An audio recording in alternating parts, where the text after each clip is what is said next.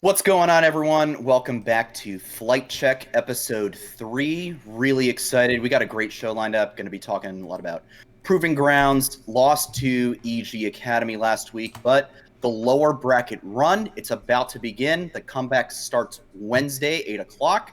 We'll also be talking a little bit LCS playoffs. Nox War, little bit of a fumble on the Team Liquid prediction there, buddy. It's fine, then we'll get into that. And then, of course, we'll talk a little LCS MVP and any viewer takes and questions that we get throughout the night. Make sure, going to drop it right now, you hop into our Discord. Hopefully our new bot will show that for us. And if not, somebody can post the link maybe. Join our Discord and we will see any interesting takes you've got there. Maybe a little bit more easier than if they're on Twitch. But without further ado, let me introduce to you the co-hosts tonight. I've got Nox War and Curly Double Q on the board with me. Curly, coming to you first. How has your week been? What's your Me Quest been looking like, man? How has my week been? Well, it's been a pretty good week. Definitely focus a lot more on being productive in person. And so I guess, I don't know if there's a part about being productive, but definitely been trying to get back in the physical. Today I worked out, and I'm trying to do that every day this week. Then, of course, with people yesterday for Easter, my dad and stepmom came down, and we visited my stepmom's family. So that was definitely real nice. And then, I'm sure there's something else I can't think of right now that I've definitely done. Oh, you know what?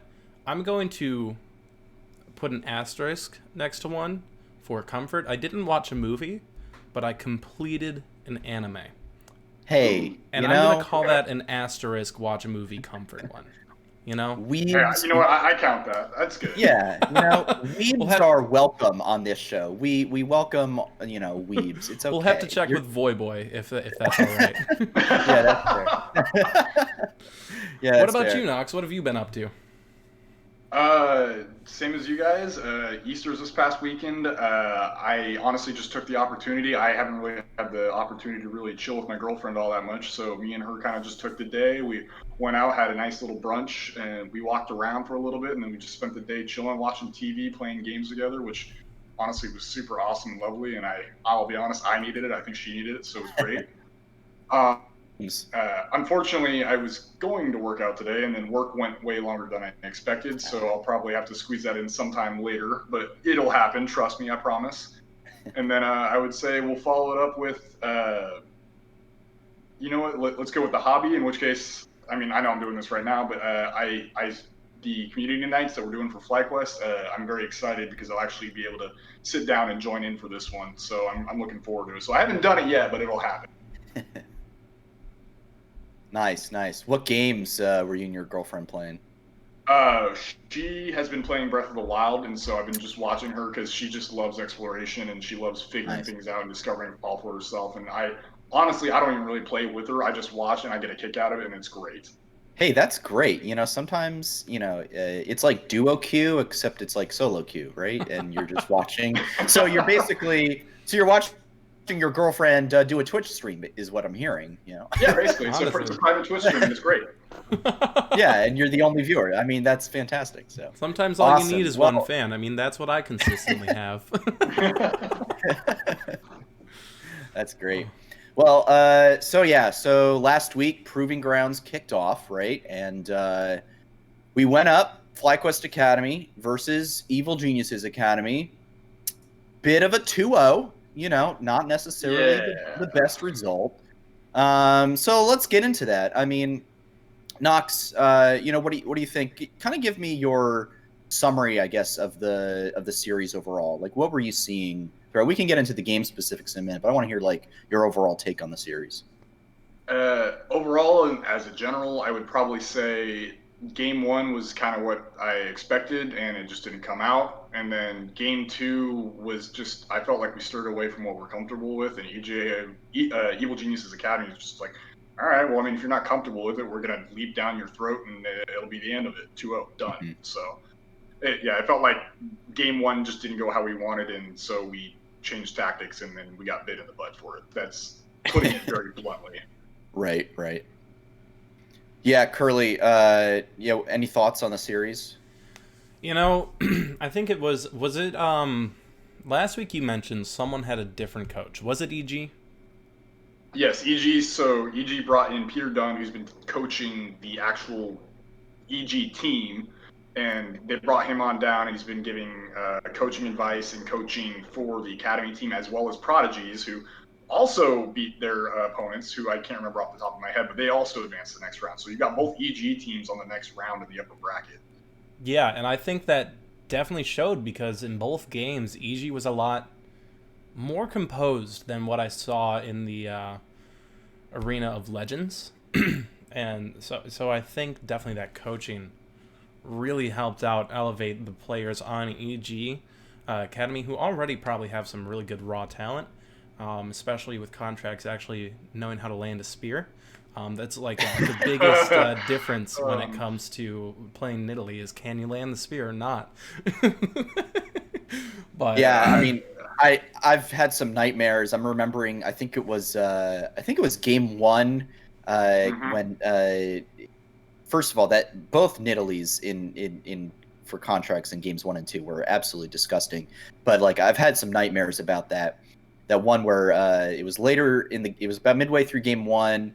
He was in top lane, and I think it was up against Triple, bit of a 1v1, and Triple's sitting under tower, and Contracts is sitting at bush, and he just flashes in, throws the spear, does Nidalee things, rolls on the keyboard basically, and just absolutely trashes him under tower. And it was like, whew, that is what we are up against. And that was a little tough to watch. That was kind of a big summary of that series for me. But I think that's a good segue into a little bit of the draft talk here.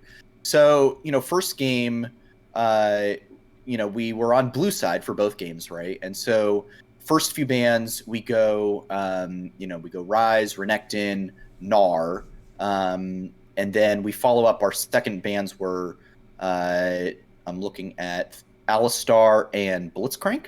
I think. So basically started by focusing, Tony top, right, in the top lane with the Renekton and Gnar. And then I think it's Jojo Pune with the Rise, I think is how you pronounce that. Mm-hmm. So what's interesting to me is like focused that top lane for sure. And then we put Kumo on, the Shen, and it was a bit of an interesting choice to me there. Like, Nox, what did you think about that Shen pick? So you say interesting, but for me, I actually kind of liked it. Okay. It's into the Camille, in which case the Shen W allows for you to block that big old true damage chunk that Camille can do onto most other champions. On top of the fact that it plays right into the normal FlightQuest strategy of having some form of global presence, whether it be from mid lane with Triple or from it being Kumo with the Shen and teleporting or whatever. So it honestly felt exactly what we're used to, what we planned on doing. I was actually I was okay with the Shen personally. Yeah, that's fair. And then we grabbed the Aphelios Thresh for the bottom lane. Which we called. Yeah, we called that. I remember tweeting about that one straight away. That was pretty hype. And then I'm trying to pull up the rest of the picks and bans. All right, there we go. So then we grabbed the Victor, and the Shen, as I said earlier. So basically putting a lot of emphasis on, mid to late game. But I mean, from what I'm seeing, EG basically responded right back with a lot of early game. The Lucian and the Nidalee in particular, those were pretty, those are tough picks to go up against when you're trying to, wait out for late game, right? And you've got to make sure that, you don't overplay or, extend too far and make any mistakes, which in my mind is kind of exactly what happened, right? Yeah, I would pretty much agree.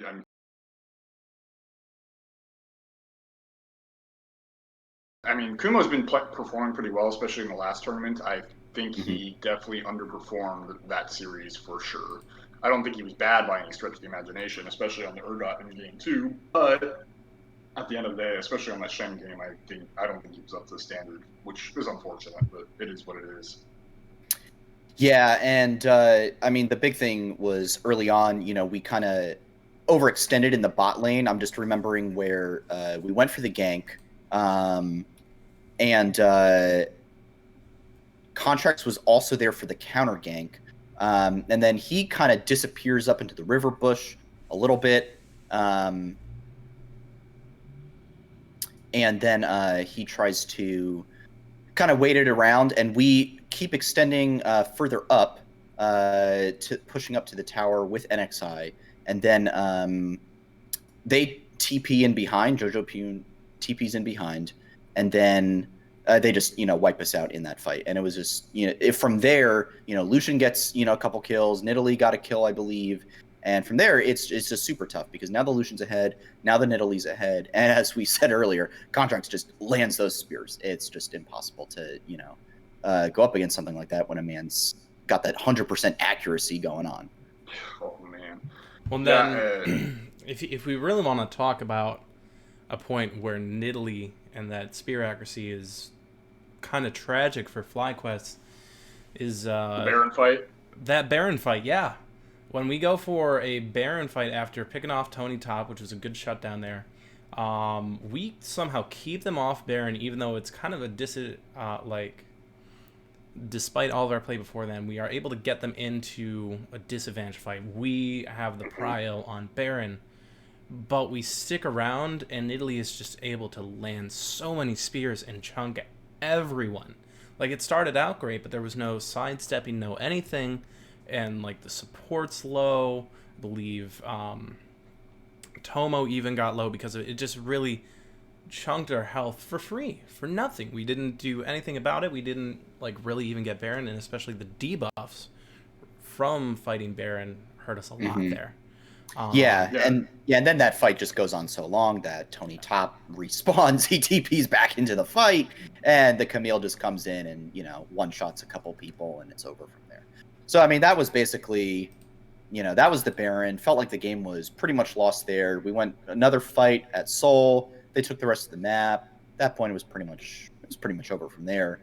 And then we went into game 2, and not banning the Nidalee in game 2 was so tilting for me. Like, how after that performance do you not ban the Nidalee? Like, I know there's like a stigma against reactive bans, I guess a little bit, but it's like when a man just pops off like that, you kind of need to respond, and it's almost tempting fate a little bit to just say like, hey, yeah, you went off this time, but it won't happen again.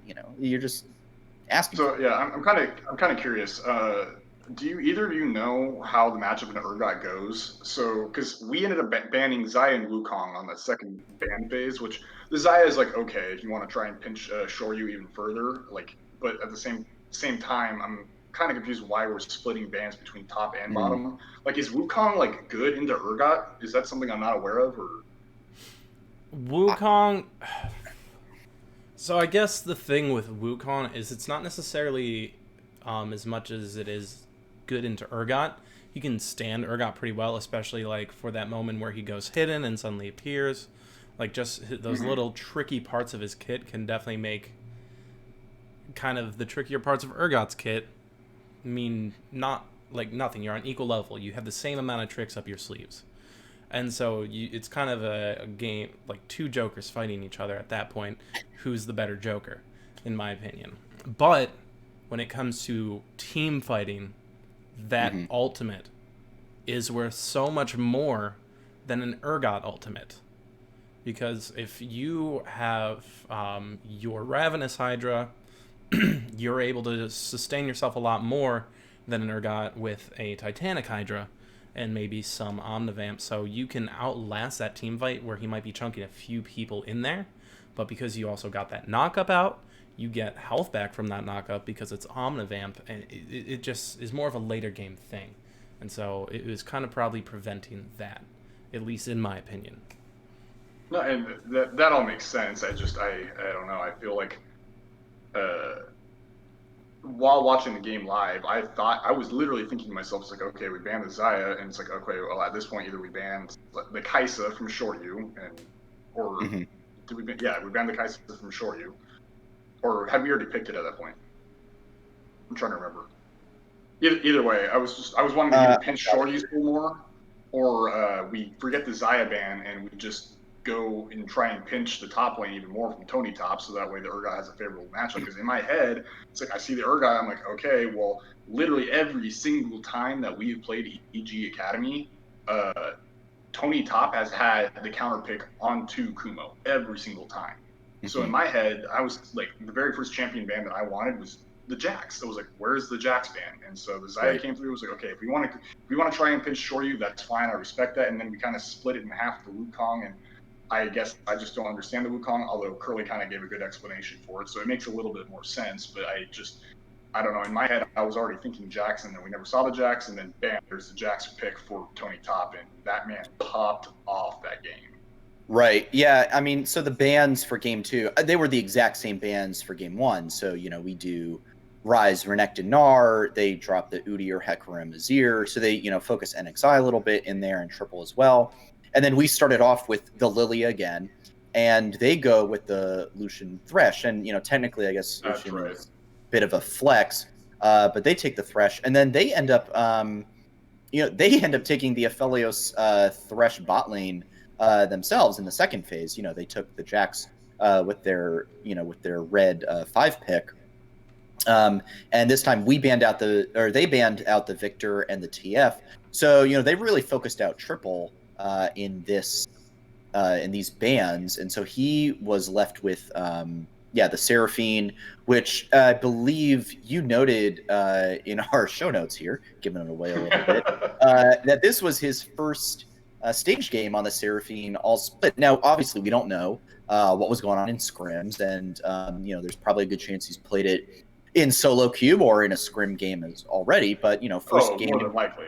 Yeah, more than likely. But this ultimately our comp ends up being Urgot, Lilia, Seraphine, Kaisa Rel, and Kaisa Rel really really good bot lane, right? But it just felt like this should have comp popped off.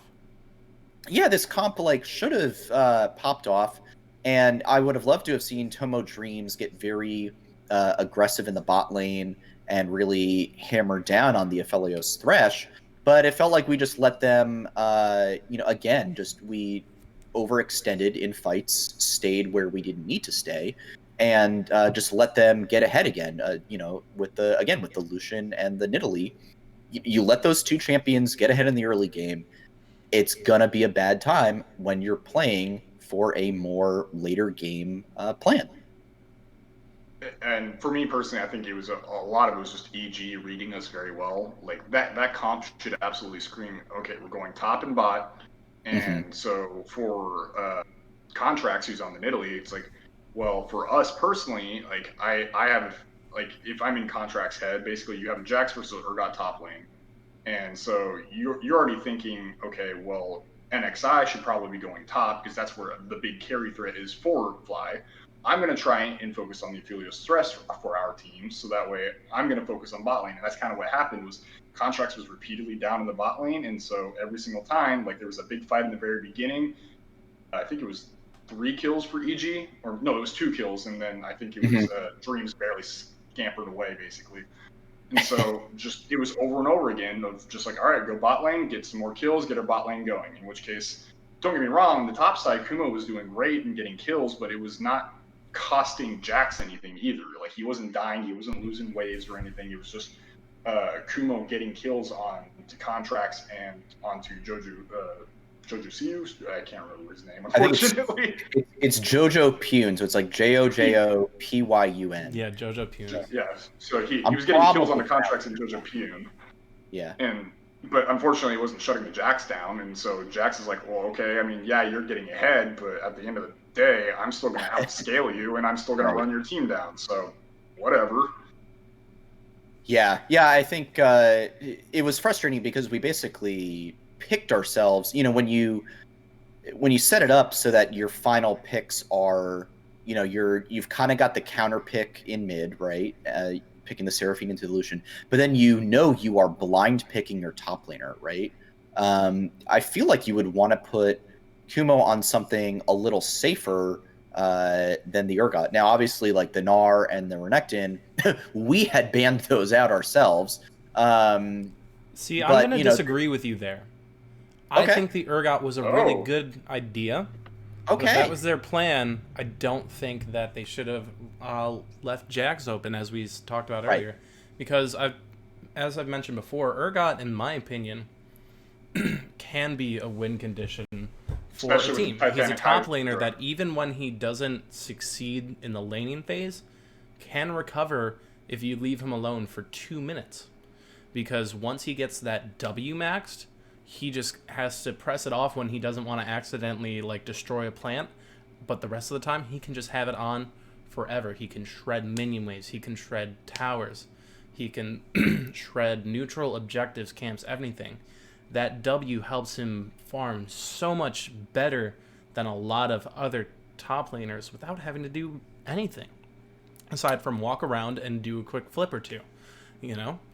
And so that enables him to recover a lot. So I think the Urgot is a really good pick, especially after Kumo just didn't do what we wanted him to do on Shen, so let's make him have the more aggressive one. Unfortunately, that Jax, hard counter to Urgot, because that means for 5 seconds that W means nothing. Mm-hmm. And if he's fast enough, he can chase you out of the E. Or if he has enough tenacity, he can outstun. Like, the thing is, you can't even dash when he has a spin up. Like, you've got to dash away, because if you dash in, you're stunned after you stun him, and he's going to get out of the stun first, and he's going to unload at least 2 auto attacks on you, and that's it. Yeah, so I guess the question then is, so if okay, probably going to pick the Urgot here, right? Then what ban do you drop? Do you drop the, because they banned Xayah and the Wukong, right? So like, which one there, Curly, would you drop if you know you're picking the Urgot and you don't want to get countered by Jax? If you were doing this draft, what would you drop, the Xayah or the Wukong ban? I would have dropped the Wukong for sure, because as much as I can see the theory behind why you might want to stop him, that Jax is just something that hurts so much more. Mm-hmm. Because we've all faced a fed Jax. Or a Jax who's been able to farm. We know what he can do. I have both faced the Fed Jax and been the Fed Jax. Yeah. One of those is a lot more fun than the other one. So. Mm-hmm. Well, and then another thing with if they had picked Wukong, there's a lot less Wukong can do to defend from the sitting top that we were doing than Jax can. Because Wukong's real thing is you just got to figure out which one's really him, and you're fine. Whereas Jax just negates damage for a short amount of time, unless it's AoE or skill shot, Mm-hmm. So that makes sense. So in game, I think we saw a lot of like back and forth skirmishes. Which is heavily in favor of EG. That's like what they thrive off of. Yeah, talk about that a little bit, Nox. Like their comp, like they want those skirmishes, right? Because they want to get ahead by little increments in the early game, right? Yep. So even throughout the entire the Arena Legends tournament, and funnily enough, I was talking to Loyola a little bit on Twitter. In which case, I mean, you can go read his tweets. He's just constant EGA is just an early skirmish team. I'd be scared of their early game. Like, oh my god, their early game is just terrifying. They thrive off of skirmishing. Mm-hmm. So, I mean, these comps should scream that, seeing them, but even seeing the play styles, contracts, and everyone else on that team, you can just tell it's like, man, we are here to run your lane, and we're going to get our lead, and we're going to brute force this win. Like, that is what they've come to do. And so, and originally in the Arena of Legends tournament, I mean, we got rolled in the first game. I think the final kill count was 27 to 5. It was bad. And then after that, we took time to adapt, and we okay, we have got to make sure we slow this game down. And then when we slowed the game down, we ended up winning that series 2-1. Come to this series, however, basically what ends up happening is EGA is getting the fights. They're forcing them. It's happening. We're skirmishing. And honestly, I mean, we're keeping up for the most part, but most every single skirmish EGA is getting like tiny little advantages. So over time, after like 4 or 5 skirmishes, their gold lead's slowly increasing, even though we're getting kills onto our side too, and we're also getting gold. But at the end of the day, I mean, that's just how they thrive. And then you have a Jax who's a late game scaler. We're done. Yeah, it's tough. I mean, they just incrementally get that gold advantage, and then right, like you said, when the Jax gets to that point, and then also the Aphelios. The Aphelios at some point too. He just scales to a point where our team just can't deal with him. So that was that series, right? So that was the 2-0 for EGA. And I mean, I'll be honest. I think they deserved it when they. They totally deserved it. Right. Sure. Yeah. Absolutely. So, yeah, I mean, they absolutely they won that series. They had good drafts. They knew how to execute the comp. They really stepped up. Like right. from I was really impressed. And a half, that week and a half between Arena Legends and then, they took their time and they really were like, all right, how are we going to play this together? Because I also feel something I saw is a little bit more cohesiveness and more communication. Because I think with contracts, a big thing that was enabling him is I felt like he had a little bit more map presence than NXI in that series. And that just, I guess, would come down communication. And I don't know if there was just a little bit of pressure. I don't know what's going through FlyQuest Academy's side. I don't know what's going on with our players in this series, because I also don't feel like it's the same players I was watching a week ago. Do you guys have that same feeling too? Yeah, so we're here. You take it first, Sandy.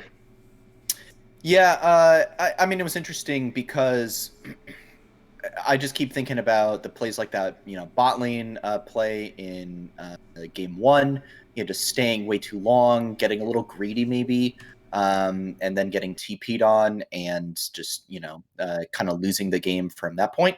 And so I felt like we really, again, we tend to pick for these mid to late game comps. And I think that's good. I just feel like we got, drawn against a team that plays for these early game skirmishes. And this time we weren't able to outlast those skirmishes or avoid them enough to get to our scaling peaks. And that's just where it was. So I'm not sure if it's a completely different team. I think it's the same team. They just didn't execute in the way that they had previously. What do you think, Knox? Part of it was just execution was not there, and I think honestly the coaching from Peter Dunn, I really do think Peter Dunn had a huge deal or part in their EGA's win over us. I think they cleaned up their play a little bit, and they kept their style. They cleaned it up a little bit. The cohesiveness was there, and that coupled with the fact that I think we had some bad decision making in the first game, especially around the Baron, and then the second game was us kind of just not getting the draft that we wanted, and just EGA getting to play to their strengths. I totally agree, and kind of one of my mindset on how you should play the game in draft is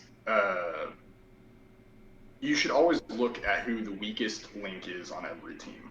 In which case, the strongest link on EGA's side, in my opinion, is contracts. I think contracts is definitely the strongest.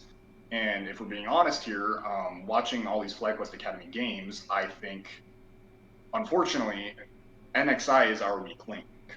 In which case, for EGA, it's like, okay, let's target him. So let's get contracts on the Italy. Let's have him be aggressive on all his play styles, and let's not give NXI room to breathe. And it's going to set him behind, and it's not going to let FlightQuest do what they want to go do. So I think EGA is just honestly, once again, kind of like what TLA did to us in the finals, they were actually prepped better on this particular instance. So hopefully it will just, hopefully we'll recover, we'll kind of get our mindset together, and we'll kind of reset a little bit, and we'll head into CLGA with kind of renewed vigor, and we'll be good to go. So I guess good luck to EGA for the rest of the tournament. Hopefully if we run into it again, it won't be good luck, it'll be good But It'll still be good they go luck. up They're just gonna need it because we're gonna have been through the losers bracket. We're gonna have some skin on us. hardened by battle. Yeah, they'll go up against 100 Thieves Academy, which is important because to get to the next round, 100 Thieves, they beat CLG Academy, who we are going up against in round 1 of the losers bracket. So CLG Academy, not gonna lie, bit of a rough team. So they qualified through. They had to go all the way to the last chance gauntlet. Now they won that, but I mean the fact of the matter is they did not get top 6 in Spring Academy. I don't remember exactly where they placed, but did not get top 6. Did not get through either of the first 2 qualifier tournaments, and yeah, ended up having to win the last chance qualifier in order to make it through. And when I was reviewing their series versus 100 Thieves Academy, they had some weird comps. Like, I was kind of confused as to what I was seeing. I mean, some interesting picks for sure. You had the Volley Bear. I do like Volley Bear. That was pretty cool to see. They also went with they had the not the Akali top, Nocturne mid. Yeah, the Akali top, Nocturne mid. Now I believe this is 11-6, so Akali does have those new buffs, right? Yes, I believe so. I'm pretty sure there's some new buffs on Akali on 11-6.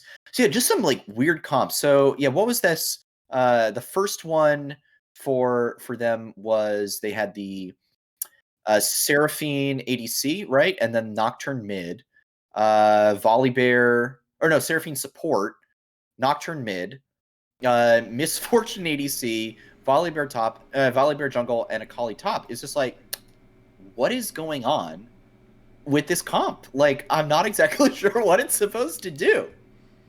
Nox, I mean, what did you think when you saw this? For me, it just screamed like, hey, I want to dive in and I want to wombo them with the Seraphine because everyone's going to be grouped up in one little spot, and hopefully with the Seraphine, because she's freaking OP right now, nobody dies, and so the assassins get to live and they get to thrive in the backline of 100 Thieves. But I think there was only one fight where they really truly got to do that, and there was one fight where I think CLG even had the optimal setup. And there was that little bot lane fight, in which case I think there was like a 3-man ultimate from the Seraphine, and then both the assassins were in the back line, and it didn't matter. 100 Thieves just lived through all of it somehow. Yeah, it was a weird comp. I don't know what the plan was there, to be completely honest. Yeah, Curly, what do you think when you hear that comp? It's kind of wild, man. It's definitely... it's interesting to say the least. I know you're trying to be nice. Yeah, I mean... Let it out, Curly. Let him have it. Akali top into Aatrox, like against now, Aatrox. Like they picked, like 100 Thieves picked the Aatrox, and they picked the Akali into the Aatrox. That only works in solo queue, where it's like, and you gotta, and that only caps at like silver. You're facing the Aatrox one trick, who has limited exposure. They've only faced your standard top laners, so because of that, they're not ready for the Akali to be popping everywhere. But in even minor league play, I just don't think, especially not in this meta, like sure, the buffs, you just got those buffs, but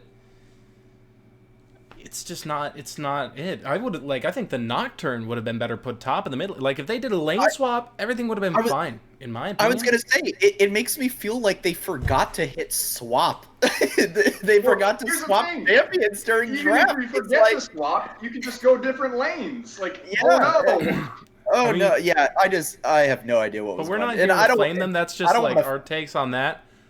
However, I do see from their second drafts that I'm looking at here that their second match, which they do win against 100 Thieves, yes, is actually, it looks like something you might have seen at Worlds lock-in, like group stage. The Ornn, the Hecarim, like you've got the Ornn on tank duty, empowering everyone. The global ult from Galio. the semi-global from Rise, Tristana being the hyper carry of the moment, and Hecarim being able to farm and be ever present.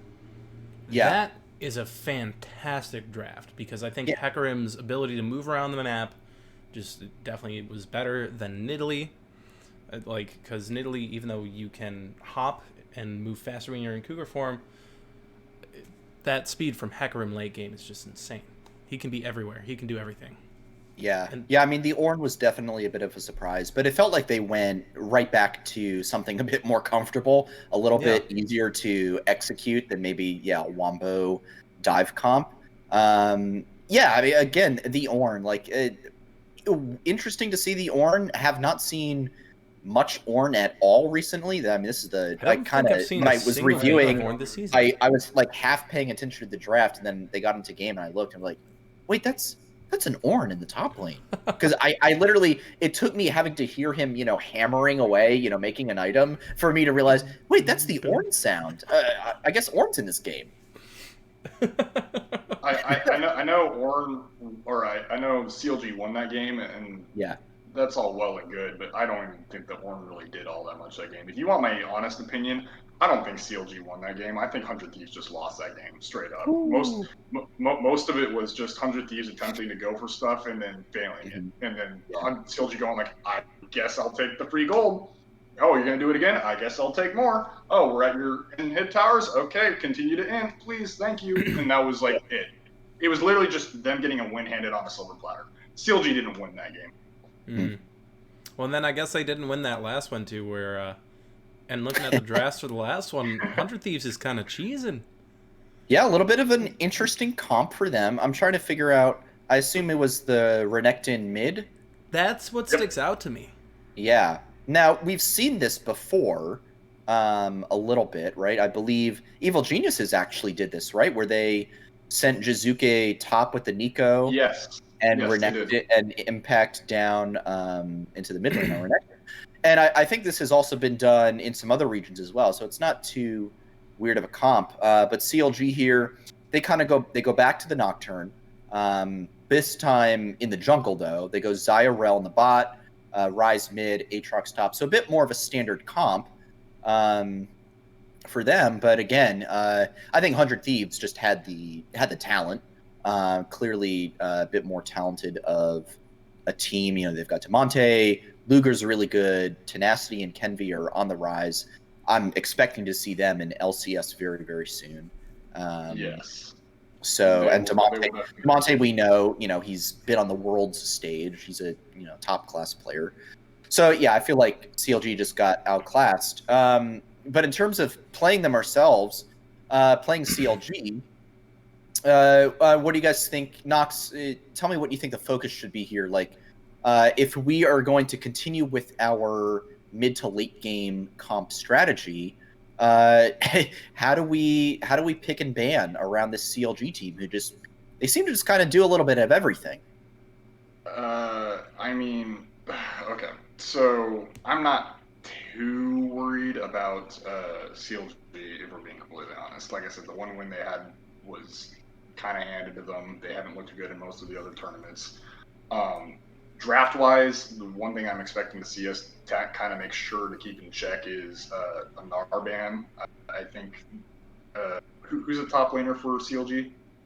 Teal, right? Theon, my bad.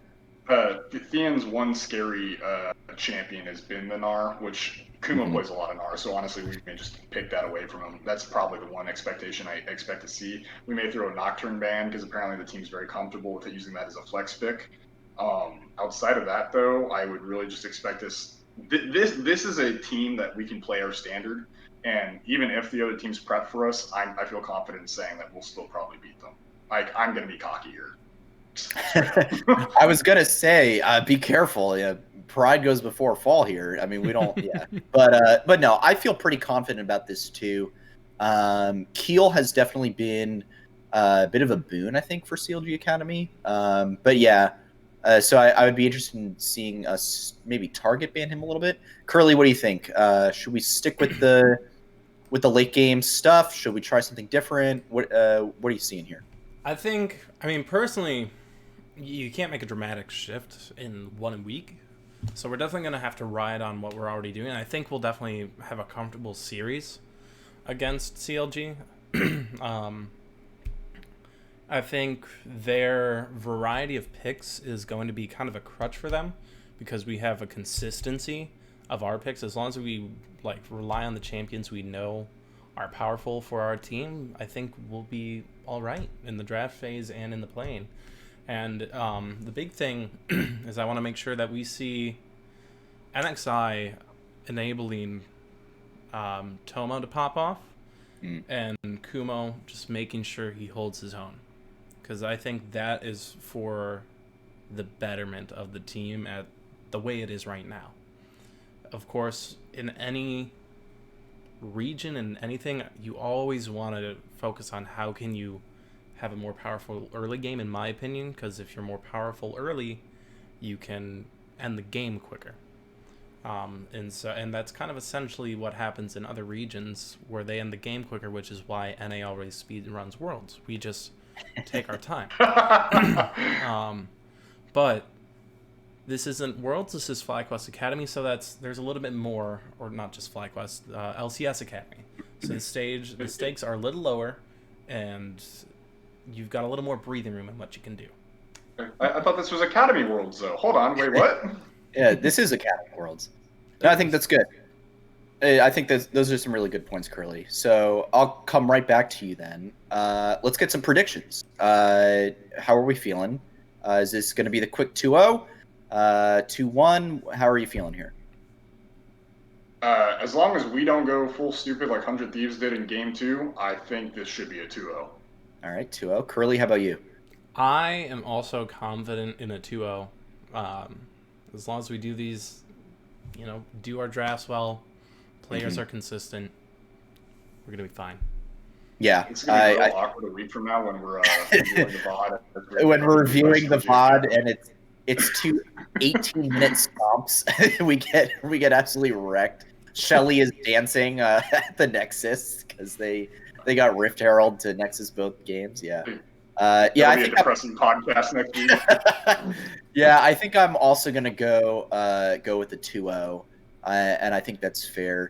And one quick thing I want to note here, I'm looking at the bracket for Proving Grounds. I'm not sure exactly how the reseeding is going to work. I don't know what game from round 2 will drop. If we were to move on, I don't know what match would drop from round 2 into losers bracket. It's a complex bracket. I'm just going to wait for Leaguepedia to update, and then we'll figure that out. I'm good. Actually, so what it'll be is if we win, we will play against the winner of Dignitas Mirage and TSM Academy. And then if we win that again, we will have either a rematch against EG Academy or we will play 100 Thieves Academy.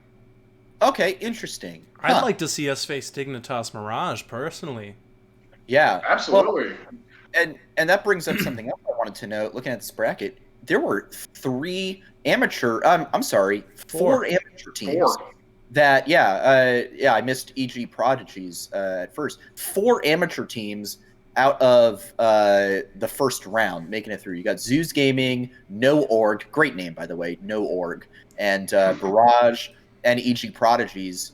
That's really cool to see that these amateur teams are winning series. The big one, obviously, was Barrage upsetting TLA. That was huge. Zeus Gaming beating TSM Academy. No Org beating Golden Guardians Academy. Honestly, not surprising at all. That one... No, that one was kind of expected. Yeah, that one was kind of expected. But I'm really interested to see. Now you've got some really hype matchups. C9 Academy versus Zeus Gaming, Dig Academy, and that's the team with Lurlo, Acadian, Yusui versus EG Prodigies. Some banger matchups this week. Oh, yeah.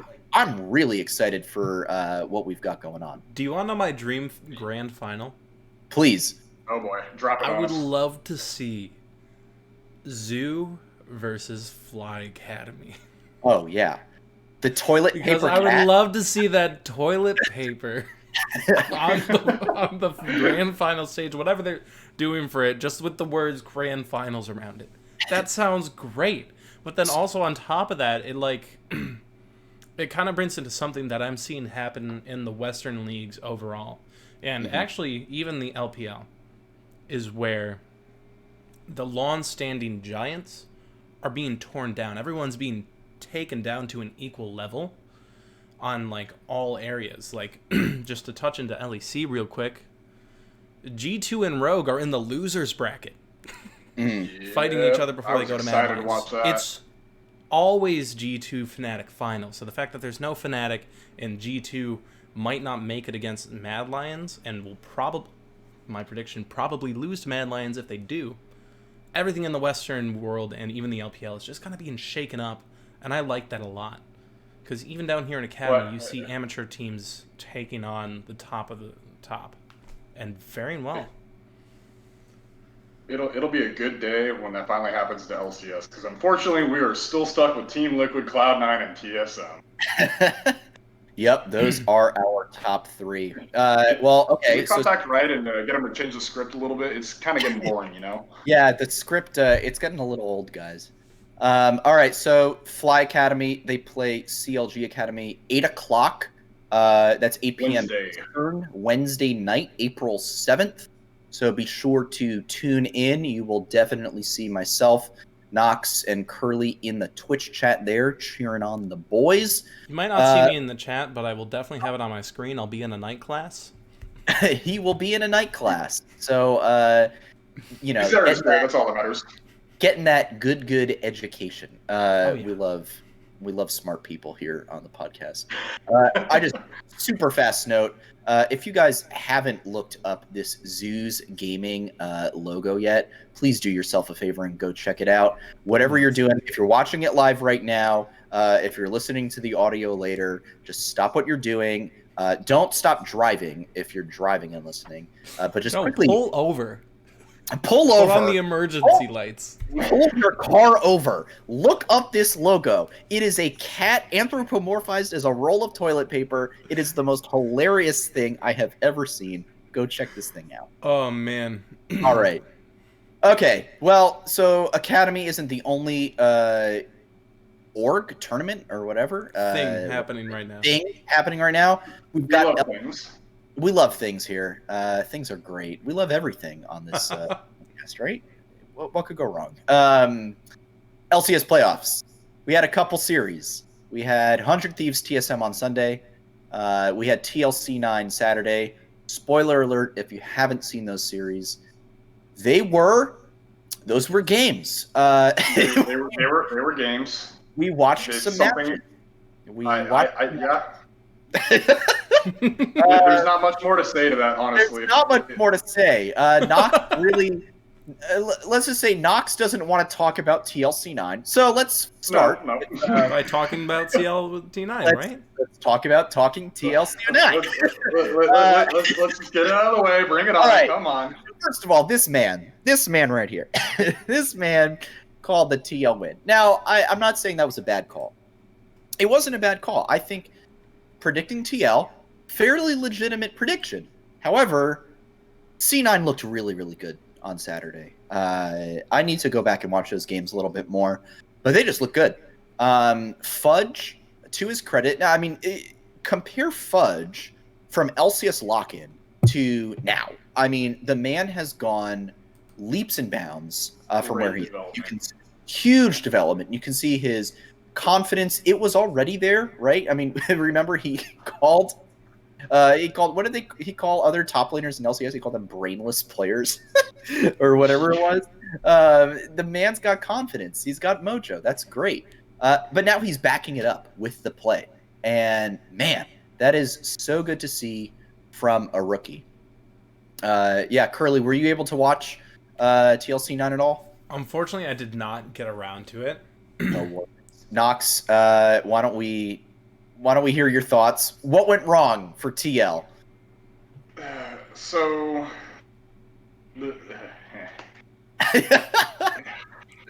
Okay. First off, let me pull up the draft really quick so that way I can go look at the draft a little bit. Yeah. But the main takeaway from this particular series for me was that I think TL just did not respect how well Fudge was going to play. I truly believe that. Granted, I didn't think Fudge was going to play that well either, but here he was popping off. The first game was Cloud9 just kind of slowly making sure, like, the draft felt kind of weird, and Cloud9 just kind of slowly clinched it. And then game 2 comes around, and TL's like, oh yeah, well, bam, we can do that too, not a problem.